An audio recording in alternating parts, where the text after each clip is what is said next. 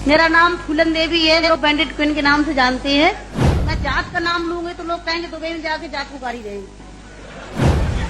ऐसे ऊंची जाति के लोग जो जात पात को मानते हैं, हम जैसे गरीबों को, दलितों को, दबे कुचलों को, अल्पसंख्यकों को एकदम ये सोचते हैं कि कीड़े मकोड़े हैं, जो इंसान नहीं है। महिलाओं को तो अभी भी किसी भी जाति के, किसी भी धर्म की है महिला तो मतलब असलियत में महिला दलित है।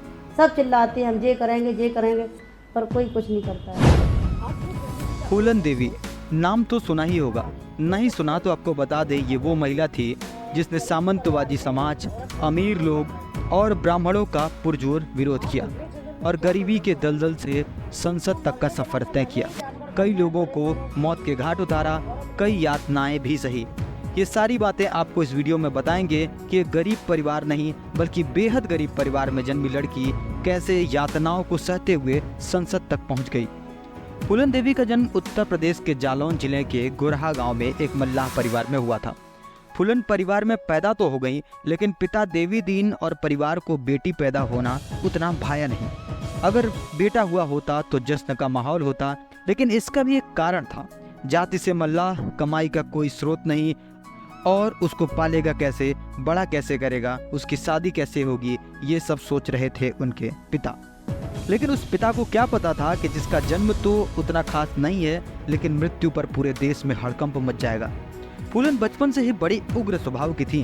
वो हमेशा अपने अधिकारों की लड़ाई को समझती थी। जैसे एक बार उनके बड़े भाई के बेटे ने उनके पिता की जमीन को हथियाने की कोशिश की, जबकि संपत्ति के नाम पर उनके परिवार के पास सिर्फ जमीन का वही एक टुकड़ा था। जिसके बाद फूलन ने उनसे जमकर लड़ाई की। बात यहाँ तक पहुँच गई कि हाथापाई हो गई। लेकिन इस बात से दिक्कत ये हुई कि उन्हें अपनों का ही गुस्सा झेलना पड़ा। असली दुख की घड़ी तो अब शुरू हुई, जब पिता ने इनके झगड़ालू स्वभाव से तंग आकर महज 11 साल की उम्र में इनकी शादी एक ऐसे आदमी से करा दी जो उम्र में इनसे 3 गुना बड़ा था। फूलन के पिता ने तो सोचा कि ये हमारी बेटी के लिए अच्छा होगा, लेकिन उन्होंने इसे एक जलती हुई भट्टी में फेंक दिया। फूलन का पति उसकी उम्र कम होने के बावजूद उसके साथ जबरदस्ती करता, जिससे फूलन तंग आ गई थी और वो फिर ससुराल से घर आ गई, इस उम्मीद में कि घर से सहायता मिलेगी। लेकिन ऐसा नहीं हुआ, बल्कि उसके चचेरे भाइयों ने उसे झूठे आरोपों में उसे जेल पहुंचवा दिया। वहां भी उसे शारीरिक शोषण झेलना पड़ा। फिर किसी तरह से वो जेल से बाहर आई और फिर ससुराल गई, जहां पति ने दूसरी शादी कर ली थी, जिसके बाद वो दहेज के साथ घर आ गई। लेकिन अब उसने वो रास्ता चुना जिससे पीछे होना नामुमकिन था। अब उसने अपने आप को एक डाकुओं के गिरोह में शामिल कर लिया, क्योंकि उसने पुलिस से भी सहारा लेकर देख लिया था। लेकिन गिरोह में शामिल होने के बाद फूलन ने एक बहुत ही बड़ा काम किया। वो था कि वो अपने पति के घर गई और वहां अपने पति को घर से निकाल कर पूरी भीड़ के सामने चाकू मार दिया और उसे अधमरा कर दिया और गांव में ऐलान किया कि आज के बाद कोई भी बूढ़ा किसी जवान लड़की से शादी नहीं करेगा, जिसका असर पूरे गांव में देखने को मिला। इसके विपरीत फूलन को उसके गिरोह में भी कई तरीके की दिक्कतों का सामना करना पड़ा। गिरोह का सरदार बाबू गुज्जर का दिल फूलन पर आ गया, बल्कि ये कहा जाए कि वो अपनी शारीरिक भूख को मिटाना चाहता था, जिसमें वो कामयाब नहीं हो पा रहा था।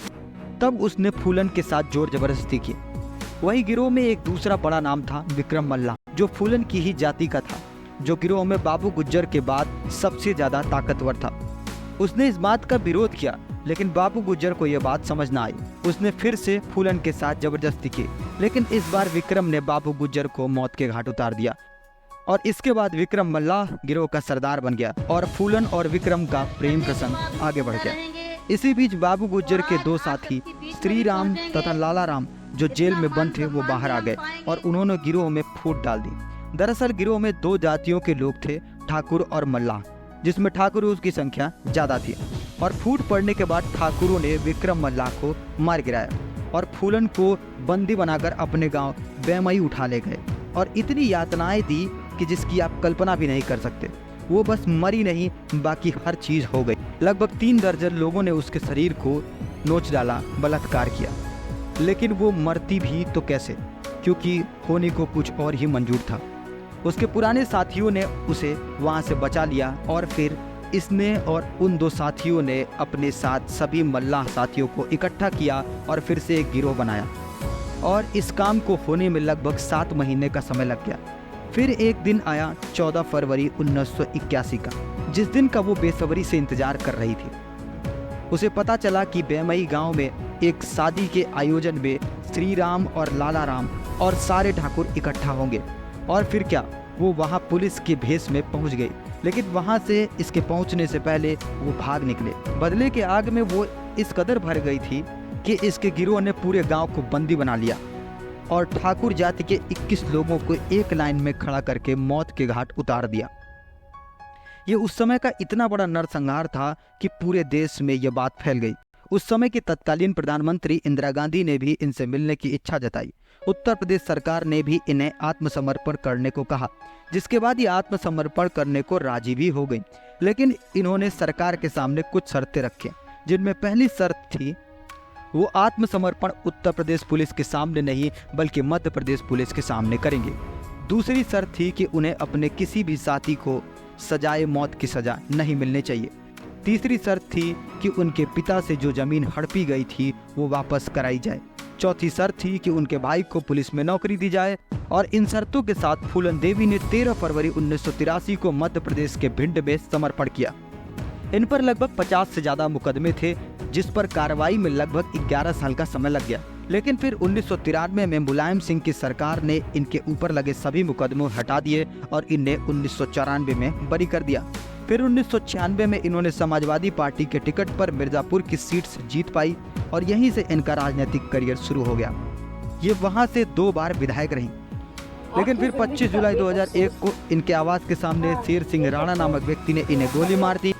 वही हत्या के बाद शेर सिंह राणा ने खुद ही स्वीकार किया कि उन्होंने ही मारा है और उसने बताया कि बेमई में इनके द्वारा मारे गए 21 लोगों का बदला लिया है। उसने यह भी कहा कि उसने बदला लेना फूलन देवी से ही सीखा है।